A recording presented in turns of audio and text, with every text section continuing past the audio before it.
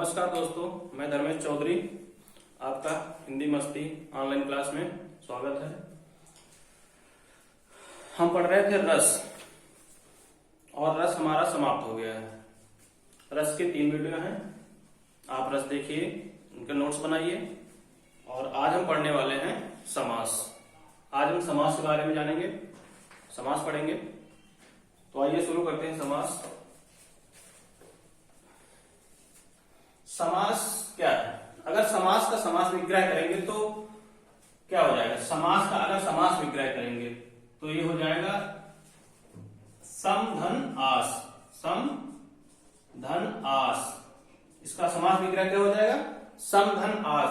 सम मतलब होता है बराबर, सम मतलब बराबर होता है, और आस मतलब होता है रखना। आस मतलब रखना, मतलब कि बराबर रखना। अगर हम कहें तो क्या हो जाएगा? बराबर रखना। और समास का जो शाब्दिक अर्थ है, समास का शाब्दिक अर्थ, समास का शाब्दिक अर्थ, समास के शाब्दिक अर्थ 3 है। एक आपका है संक्षेप, एक है आपका संक्षेप, संक्षिप्त, संक्षिप्त और संक्षेपण। संक्षेप, संक्षिप्त और संक्षेपण तीनों एक ही हैं। इसको मतलब 3 नामों से जानते हैं। संक्षेप, संक्षिप्त और संक्षेपण का मतलब होता है छोटा करना, छोटा करना। यानी संक्षेप और संक्षिप्त और संक्षेपण का मतलब होता है छोटा करना। अब बात करते हैं हम समास के प्रकार की। समास के प्रकार कितने प्रकार के होते हैं? अगर देखा जाए तो समास के प्रकार जो हैं वो वास्तव में 4 प्रकार के होते हैं। ठीक, समास के जो वास्तव में समास के प्रकार हैं वो 4 प्रकार के हैं। और कहे कितने जाते हैं? 6 प्रकार के। 4 प्रकार के क्यों हैं, आइए बात करते हैं। पहला जो है हमारा वो है तत्पुरुष समास। चलिए पहले लिख लेते हैं। वास्तव में समास 4 प्रकार के होते हैं।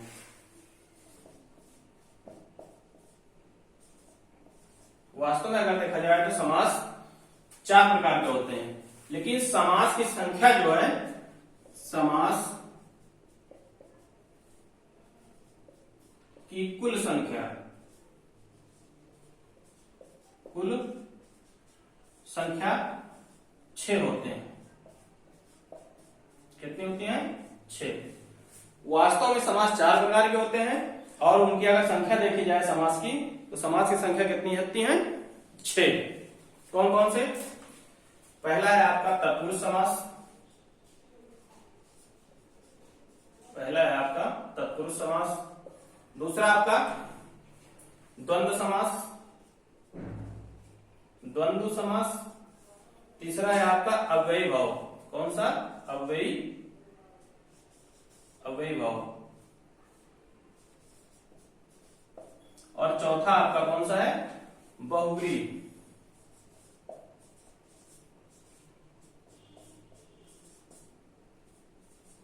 चौथा आपका बहुव्रीहि समास। ये वास्तव में 4 समास हैं, लेकिन 6 समास कैसे होते हैं? जो ये तत्पुरुष समास है, इसके 2 भाग होते हैं। इसके 2 भाग होते हैं। कौन कौन से? एक होता है आपका कर्मधारय, कर्मधारय, और एक होता है आपका द्वितीय समास। इसलिए 6 प्रकार के होते हैं। नहीं, वास्तव में अगर देखा जाए तो समास केवल 4 प्रकार के होते हैं। अगर कुल समास की संख्या पूछी जाए तो समास 6 होते हैं। वहां पर एग्जाम में पूछ लिया कि समास कितने प्रकार के, और ऑप्शन में 6 नहीं है, 4 है, 5 है, 3 है, 2 है, इस तरह दे दिया, 6 नहीं दिया तो हम 4 ही लगाएंगे। अगर ऑप्शन में 6 दे रखा है, मतलब संख्या 6 दे रखा है, तो फिर हम 6 लगाएंगे।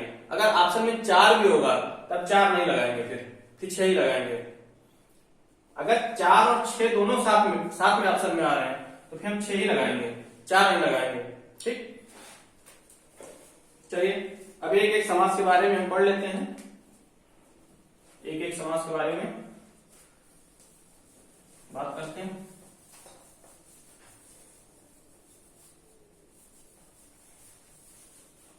पहला समास है हमारा तत्पुरुष समास। पहला समास तत्पुरुष समास। तत्पुरुष समास। पहला तत्पुरुष समास। तत्पुरुष समास का जो उत्तर पद होता है वो प्रधान होता है। इसका उत्तर पद जो होता है, उत्तर पद प्रधान होता है। क्या होता है? प्रधान होता है। इसका उत्तर पद प्रधान होता है, मतलब उत्तर पद ही इसका मेन होता है। पद कितने होते हैं? पद दो प्रकार के होते हैं। एक होता है आपका पूर्व पद, एक होता है आपका पूर्व पद, एक होता है आपका उत्तर पद। पूर्व पद और उत्तर पद होते क्या है देख लीजिए। जैसे कि मान लो कहा जाए कि पूर्व पद आपका यज्ञ है, पूर्व पद जो आपका है यज्ञ है, और उत्तर पद जो है आपका शाला है। क्या है? उत्तर पद आपका शाला है। जब इन दोनों को आपस में मिला देंगे तो क्या हो जाएगा? यज्ञ शाला, यज्ञ शाला। ठीक, तो इसमें मतलब तत्पुरुष समास में यही उत्तर पद जो है यही प्रधान है, यानी शाला मेन है, यज्ञ मेन नहीं है। यज्ञ के लिए जो शाला हो रहा है। ठीक,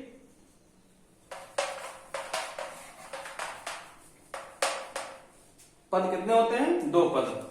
एग्जाम में पूछता है सीधा सीधा कि तत्पुरुष समास का कौन सा पद प्रधान होता है, उत्तर पद या पूर्व पद?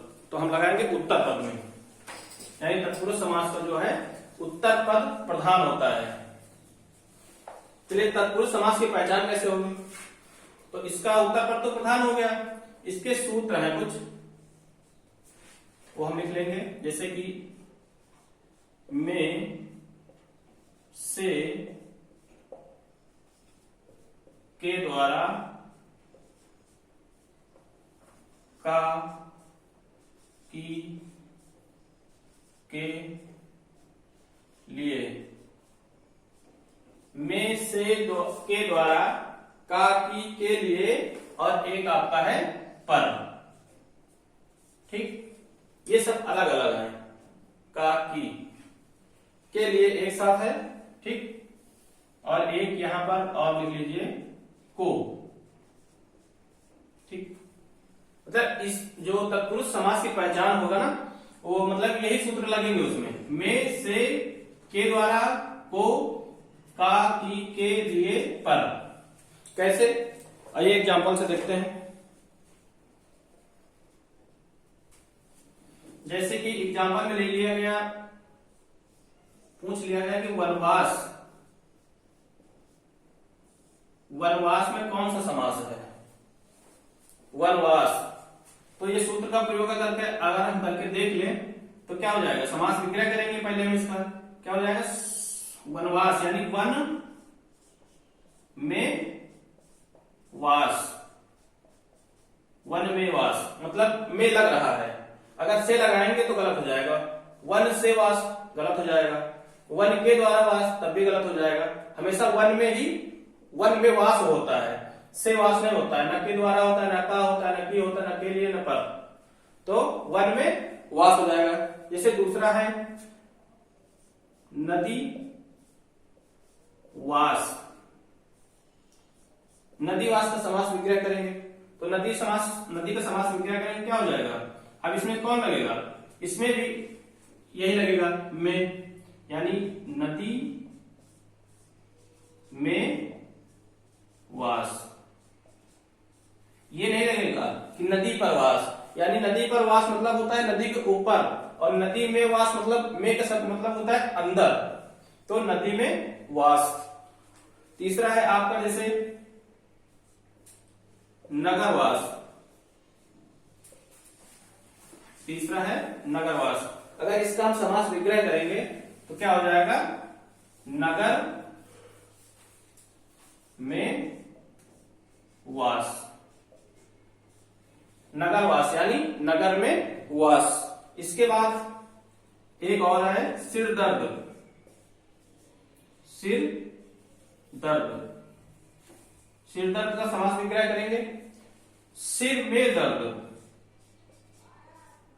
सिर में दर्द। कुछ लोग कहते हैं सिर पर दर्द होता है, सिर पर दर्द होने का मतलब होता है ऊपर, और में दर्द मतलब होता है अंदर, यानी सिर के अंदर, और दर्द हमेशा कहां होता है, अंदर होता है, ऊपर कभी नहीं होता है। ठीक। इसके बाद एक है, नीचे नहीं दिख रहा शायद, आइए ऊपर देखते हैं।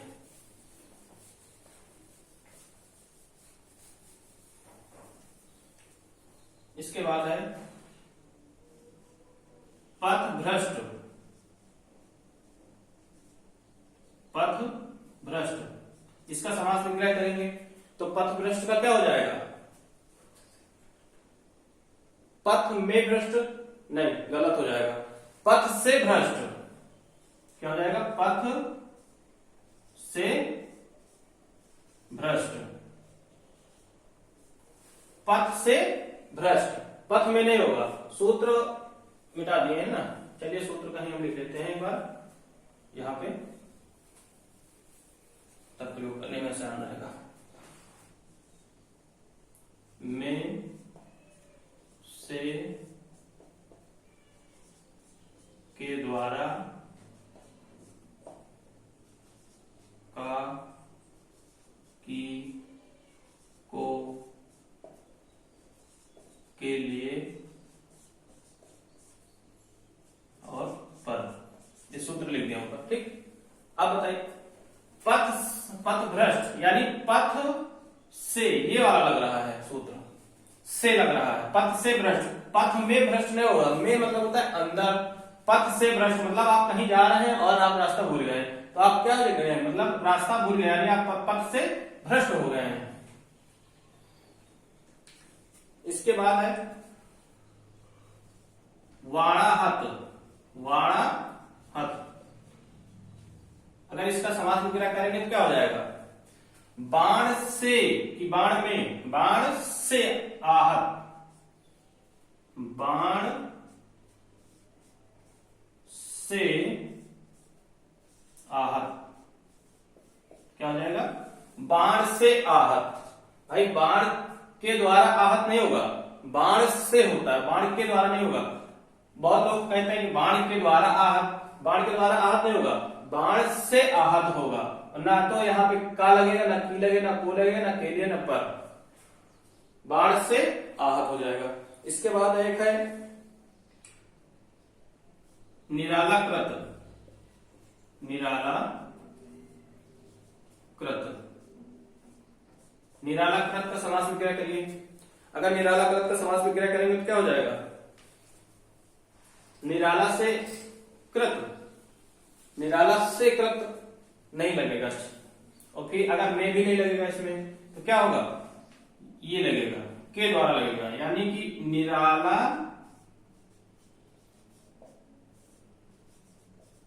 के द्वारा कृत, के द्वारा कृत, यानी निराला के द्वारा कृत, यानी निराला के द्वारा लिखा गया, निराला कृत। इसके बाद में जैसे कि कह दिया जाए तुलसी कृत, तुलसी कृत, तो इसका समास विग्रह क्या हो जाएगा, तुलसी के द्वारा कृत, यानी तुलसी के द्वारा लिखा गया, तुलसी के द्वारा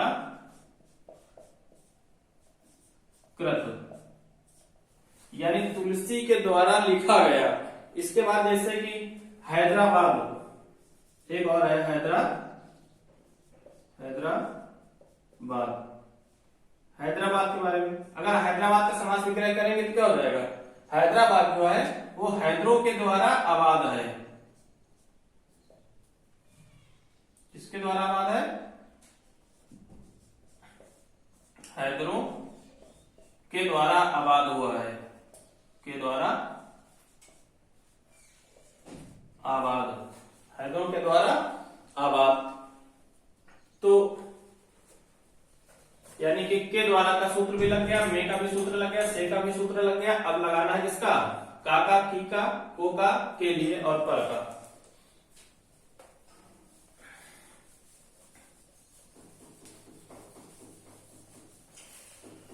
चलिए आगे के देखते हैं। जैसे कहा जाए कि राष्ट्रपति में कौन सा समास है, राष्ट्रपति में कौन सा समास है, तो राष्ट्रपति में कौन सा समास है, तत्पुरुष समास। अगर समास विग्रह कर लिए तो समझ में आ जाएगा कौन सा समास है इसमें। तो राष्ट्रपति में कौन सा समास हो जाएगा, राष्ट्र, अगर इसका समास विग्रह करेंगे हो जाएगा राष्ट्र का पति। राष्ट्रपति क्या होता है, राष्ट्र का पति होता है।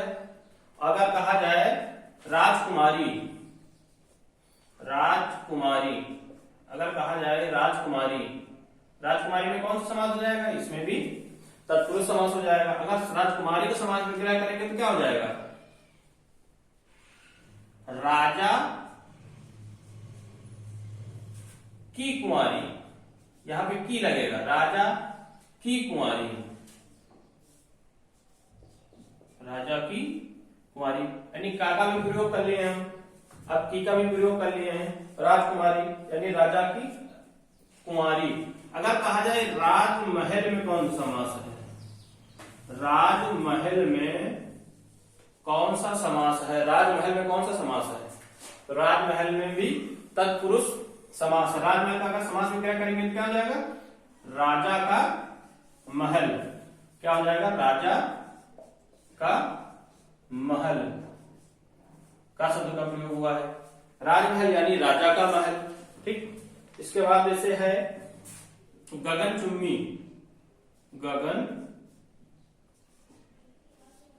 चुंबी, गगनचुंबी, गगनचुंबी में पूछ लिया कौन सा समास है, तो इसमें भी तत्पुरुष समास है। कौन सा समास, तत्पुरुष समास। गगनचुंबी, गगनचुंबी यानी कि गगन, अगर समास विग्रह करेंगे क्या हो जाएगा, गगन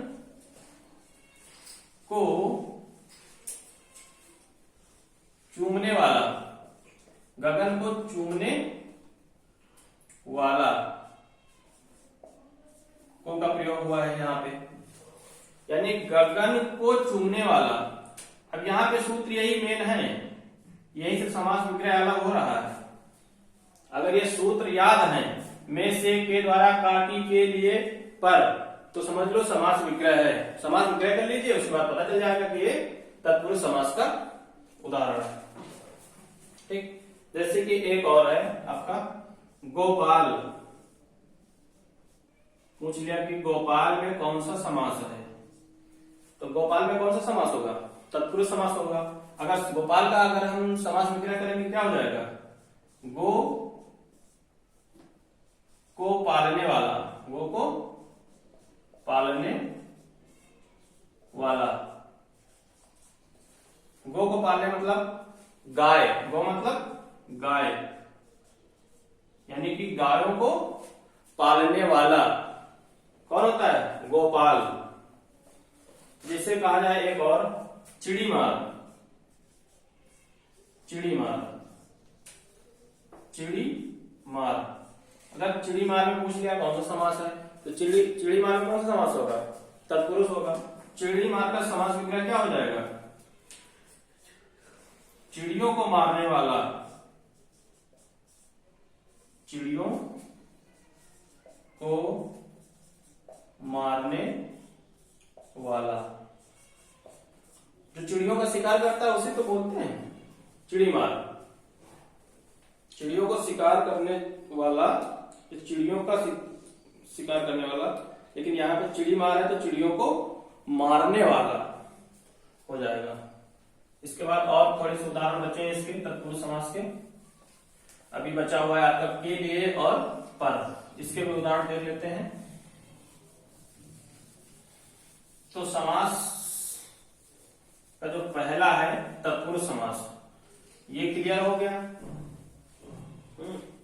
जैसे कि कहा जाए गौशाला, क्या बोलते हैं, गौशाला। गौशाला, गौशाला में कौन सा समास पूछ लिया, तो गौशाला में भी तत्पुरुष समास हो जाएगा। अगर गौशाला का समास विग्रह करेंगे क्या हो जाएगा, गो मतलब गाय, यानी कि गायों के लिए शाला,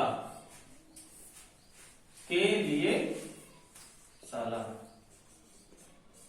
गायों के लिए शाला, यानी के लिए भी आपका प्रयोग हो चुका है, बचा आपका पर। ठीक, जैसे कहा जाए रसोई घर, रसोई घर, रसोई घर में भी तत्पुरुष समास है। तो रसोई घर का समास विग्रह करेंगे क्या हो जाएगा, रसोई के लिए घर, किसके लिए घर, रसोई के लिए घर। यहां भी के लिए प्रयोग हुआ, यहां भी के लिए प्रयोग हुआ। ठीक, गायों के लिए शाला और रसोई के लिए घर। इसके बाद जो बहुत इंपॉर्टेंट है शिलालेख, शिलालेख एक बहुत बार पूछा जाता है, शिलालेख में कौन सा समास है। तो शिलालेख में समास तो पता ही है हमको, तत्पुरुष समास है, लेकिन कैसे, अगर इसका समास विग्रह कैसे करेंगे हम। शिला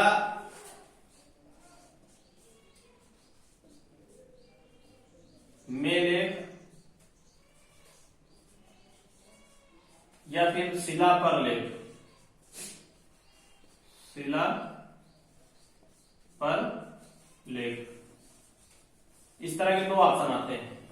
शिलालेख, शिला में लेख, शिला पर लेख। तो बहुत लोग लगा देते हैं शिला में लेख और कुछ लोग शिला पर लेख लिखते हैं। तो इसका जो सही है वो सही होगा आपका शिला पर लेख, ये वाला गलत हो जाएगा, ये वाला सही हो जाएगा। क्यों सही हो जाएगा, क्योंकि अगर किसी चीज पे लेख लिखते हैं तो क्या करते हैं, उसके अंदर तो लिखते नहीं है। मान लो कोई पत्थर है, अगर पत्थर में हमको लिखना है तो पत्थर के अंदर तो लिखेंगे नहीं, अगर अंदर लिखेंगे तो में हो जाएगा। लिखते तो हम हमेशा ऊपर है ना, तो पर लगाया जाएगा। किसी चीज पे अगर हम लिखेंगे तो में नहीं। जिस तरह सिर में दर्द होता है, सिर पर नहीं होता, उसी तरह शिला पर लेख होता है, शिला में लेख नहीं होता। तो ये आपका गलत हो जाएगा, शिला में लेख सही हो जाएगा आपका शिला पर लेख। जैसे घुड़सवार कहा जाए, घुड़सवार में कौन सा समास है, घुड़सवार, घुड़सवार में कौन सा समास है।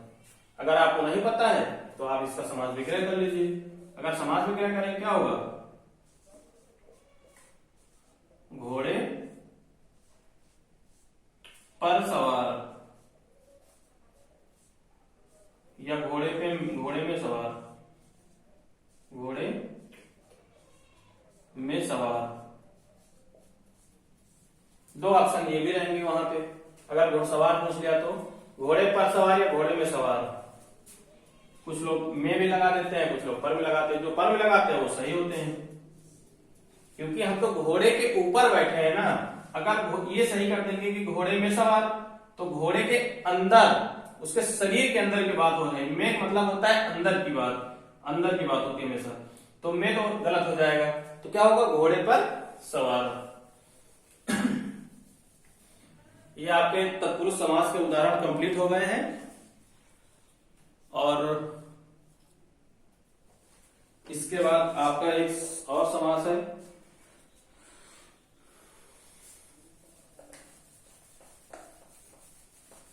कुल समासों की संख्या में कितनी है, 6। अगर वास्तव में पूछ ले, अगर 6 ऑप्शन में ना आए तो 4 लगाएंगे, बताएंगे। क्योंकि तत्पुरुष के 2 भाग होते हैं, एक आपका जो द्वंद्व होता है और एक होता है कर्मधारय समास। ये 2 तत्पुरुष समास के भाग होते हैं। इसलिए समास की बात अगर वास्तव में की जाए तो 4 प्रकार के होते हैं, और अगर कुल समास की बात की जाए तो 6 प्रकार के होते हैं। जैसे कि और कुछ बीच में पूछे गए हैं, जैसे मनचाहा इसी का है, मनचाहा। मनचाहा में कौन सा समास है पूछा गया है, तो मनचाहा में भी तत्पुरुष समास है। तो इसका समास विग्रह क्या हो जाएगा? मन में चाहा कि मन से चाहा? मन से चाहा, मन से चाहा। भाई हम किसी को चाहेंगे तो मन से चाहेंगे ना, मन में थोड़े चाहेंगे कि हम मन में चाह रहे हैं, मन से चाह रहे हैं उसे, तो ये यहां पे हो जाएगा से, ना कि में। जैसे कि गंगा का जल, गंगा जल, तो क्या हो जाएगा? गंगा में जल कि गंगा का जल? यहां दो ऑप्शन होंगे कि गंगा में जल या गंगा का जल। तो यहां पे सही क्या होगा? गंगा, अगर इसका समास विग्रह करेंगे तो हो जाएगा गंगा का जल होता है, गंगा का जल होता है। गंगा में जल नहीं होता है, गंगा का जल होता है। गंगा तो खुद गंगा है, बता गंगा है, गंगा का जल होता है। कहीं नहीं डिब्बा में गंगा का जल ले आओ तो गंगा का जल होता है, लेकिन इनमें कहूं ऑप्शन में दे दिए गंगा में जल, तो यो को लगा दिए तो मान लो गलत है। तो हमेशा गंगा का जल होता है, ठीक, गंगा जल होगा। इसके बाद जैसे कि गुणहीन एक है, गुणहीन। गुणहीन में कौन सा समास है? गुणहीन में भी तत्पुरुष समास है। तो इसका अगर समास विग्रह करेंगे तो ये हो जाएगा गुण, गुण में हीन, गुण से हीन, गुण से हीन, गुण से हीन। यानी देखा कुछ नहीं आवा, देखने अंदर कुछ गुण नहीं है, एकदम बेकार आदमी, ठीक है, गुणहीन। एक और है देश निकाला। देश निकाला पूछा जा चुका है, देश निकाला। देश निकाला में कौन सा समास है पूछा गया था बीच में, तो देश निकाला में भी तत्पुरुष समास है। तो अगर इसका समास विग्रह करेंगे क्या हो जाएगा? देश निकाला, यानी देश से निकाला, देश में निकाला। देश में निकाला का मतलब है देश के अंदर, और से निकाला मतलब देश से बाहर, यानी देश से निकाला, देश से निकाला हो गया देश निकाला। देश निकाला हो गया। इसके बाद एक और है लोकप्रिय। कौन सा है? लोकप्रिय। लोकप्रिय, लोकप्रिय, लोकप्रिय। लोकप्रिय में कौन सा समास पूछा गया था? तो इसमें भी तत्पुरुष समास है। इसका समास विग्रह करेंगे क्या हो जाएगा? लोक में प्रिय, लोक से प्रिय। लोक में प्रिय होता है, लोक में प्रिय, लोक में प्रिय होगा। एक आखिरी है शोक मग्न। शोक मग्न, शोक मग्न पूछा जा चुका है। शोक मग्न में कौन सा समास है? तो शोक मग्न मतलब तत्पुरुष समास। इसका समास विग्रह क्या होगा? शोक में होगा या से होगा? शोक से मग्न तो होगा नहीं, तो क्या हो जाएगा यहां पे? शोक में मग्न, शोक में मग्न। तत्पुरुष समास का उदाहरण जो है ना, ये बहुत इंपॉर्टेंट है। हो सकता है एग्जाम में यही आए, अभी तक तो यही से आ रहे हैं, जितने भी लिखाए गए हैं इसी से आ रहे हैं, फंसते हैं। मतलब जैसे कि आपका लेखपाल हो गया, यूपीएसआई हो गया, इन एग्जामों में यहीं से सारे उदाहरण लिए जा रहे हैं तत्पुरुष समास का। तो सबसे बड़ा समास, मतलब इसके उदाहरण सबसे ज्यादा समास के तत्पुरुष समास ही के हैं, ठीक। तो आपका तत्पुरुष समास समाप्त हो गया। इसके बाद आपका समास आता है द्वंद्व समास। कौन सा? द्वंद्व।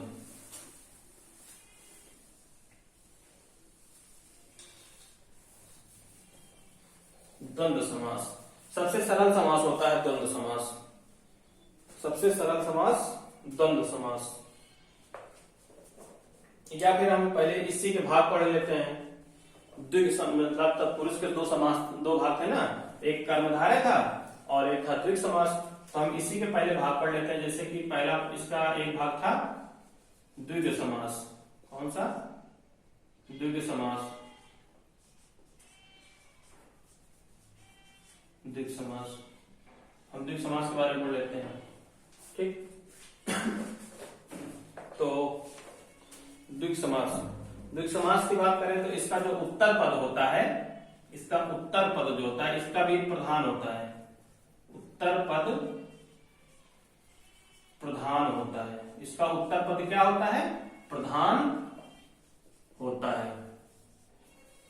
एग्जाम में ये सीधा सीधा पूछता है कि तत्पुरुष समास का कौन सा पद प्रधान होता है, द्विग का कौन सा पद प्रधान होता है। मतलब किसी भी समास का उत्तर पद या पूर्व पद मतलब दे देगा, पूछ लेगा कौन सा प्रधान होता है। तो अगर बात करें द्विग समास की, तो द्विग समास का भी जो उत्तर पद है आपका वो प्रधान है। तत्पुरुष का भी उत्तर पद प्रधान होता है और द्विग का भी पद प्रधान होता है।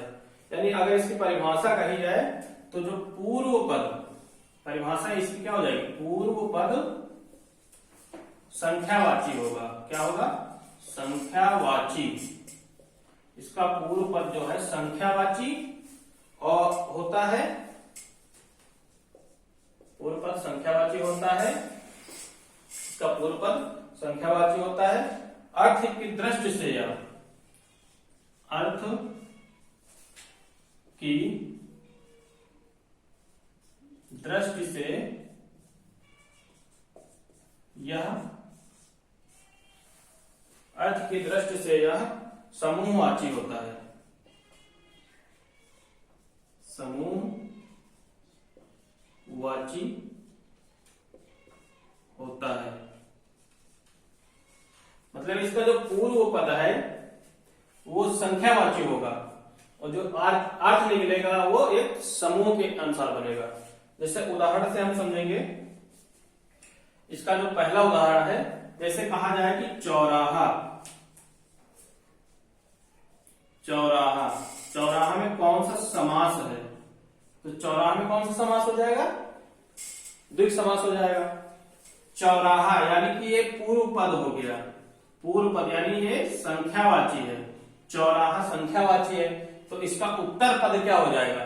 एक समूहवाची हो जाएगा। यानी चौराहा मतलब होता है चार राहों का समूह। चार राहों का समूह। चौराहा यानी कि चार राहों का समूह। चौराहा में कौन सा समास हो जाएगा? द्विग समास हो जाएगा। अगर पूछ लिया जाए तिराहा, जैसे कहा जाए तिराहा, तिराहा। अगर कहा जाए तिराहा में कौन सा समास है, तो तिराहा में भी द्विग समास है। तिराहा को अगर हम इसका उत्तर पद देखेंगे तो समूहवाची कैसे बनेगा? तीन राहों का समूह। तीन राहों का समूह। तीन राहों का समूह, ये हो गया। अगर कहा जाए कि सप्तर्षि, सप्तर्षि, तो इसका समूहवाची क्या बनेगा? इसका समूहवाची बनेगा सप्तर्षि यानी सात ऋषियों का समूह। यानी सात ऋषि जा रहे हैं, सात ऋषियों का समूह। यानी सात ऋषि जा रहे हैं कहीं, अगर एक साथ में है सात ऋषि तो उसे हम सप्तर्षि कहेंगे। क्या कहेंगे? सप्तर्षि। ठीक। इसके बाद और कुछ उदाहरण है। स्क्रीनशॉट मार लीजिए बार बार ताकि नोट्स बनाने में आसान रहे। ठीक। इसके बाद है जैसे कि आपका शताब्दी। शताब्दी, शताब्दी का समूहवाचक कैसे बनेगा? शताब्दी मतलब कि 100 वर्षों का समूह। यानी कितना? 100 वर्षों का समूह। 100 वर्षों के समूह को क्या कहेंगे?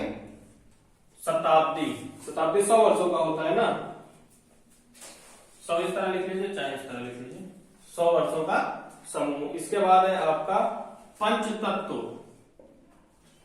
पंचतत्व, पंचतत्व का समूहवाचक क्या हो जाएगा? 5 तत्वों का समूह। पंचतत्व बोलते हैं 5 तत्वों का समूह, पंचतत्व यानी 5 तत्वों का समूह। ठीक, इसके बाद आपका जैसे कि 9 ग्रह, 9 ग्रह, तो 9 ग्रह क्या हो जाएगा? 9 ग्रहों का समूह, 9 ग्रहों का समूह, 9 ग्रह यानी 9 ग्रहों का समूह। जैसे कहा जाएगा आपको त्रिगुण, त्रिगुण, त्रिगुण, त्रिगुण में कौन सा समास पूछ लिया जाए? त्रिगुण में भी द्विगु समास है, यानी त्रिगुण मतलब 3 गुणों का समूह। त्रिगुण यानी 3 गुणों का समूह, 3 गुणों का समूह। यही उदाहरण एग्जाम में आते हैं, इससे बाहर नहीं आते। अभी तक यहां से आए हैं जितने उदाहरण आए, लेखपाल में हो या एसआई में, स्पेशल यहीं से। एक और 2-3 और इसके बच्चे हैं। एक पूछा गया है दोपहरी, दोपहरी, दोपहरी, दोपहरी में कौन सा समास है? तो दोपहरी में कौन सा समास है? दोपहरी किसको बोलते हैं? जो 2 पहरों का होता है समूह, उसको बोलते हैं दोपहरी, यानी कि 2 पहरों का समूह। गांव बोला जाता है कि दोपहरी होगा, दोपहरी ना घूमने लूट लग जाए, तो दोपहरी यानी 2 पहरों का समूह। दोपहरी, दोपहरी ये कौन सा है? ये देशज भाषा है, शुद्ध भाषा में देशज यानी कि दोपहरी यानी गांव वाली की भाषा, दोपहरी। एक और है दुपट्टा, दुपट्टा, दुपट्टा, ये भी पूछा जा चुका है एग्जाम में। दुपट्टा में कौन सा समास है? तो दुपट्टा में कौन सा समास हो जाएगा? द्विगु समास हो जाएगा। अब ये इसका समूहवाची कैसे बनेगा कि दुपट्टा में क्या होता है? दुपट्टा में 2 पट होते हैं, दुपट्टा में 2 पट होते हैं, यानी 2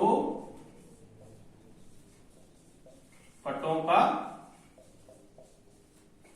समूह, यानी कि दुपट्टा यानी 2 पटों का समूह। इसका मतलब है कि इसमें इसकी पहचान यही है कि इसका जो पूर्व पद होगा वो संख्यावाची होगा और जो उत्तर पद होगा वो समूहवाची होगा। यानी इसका उत्तर पद भी प्रधान है द्विगु समास का, और तत्पुरुष का उसका भी उत्तर पद प्रधान है। तो आज यही 2 समास, आगे हम दूसरे वीडियो में बात करेंगे। इसके सेकंड वीडियो में हम आगे दूसरे समासों के बारे में बात करेंगे। आज के लिए इतना ही ना, नहीं तो वीडियो बहुत लंबा हो जाएगा, मजा भी नहीं आएगा पढ़ने में, बोर हो जाओगे। तो आज के लिए इतना ही। वीडियो को लाइक करिए, सब्सक्राइब करिए और शेयर करिए अपने दोस्तों को। ठीक है, नमस्कार।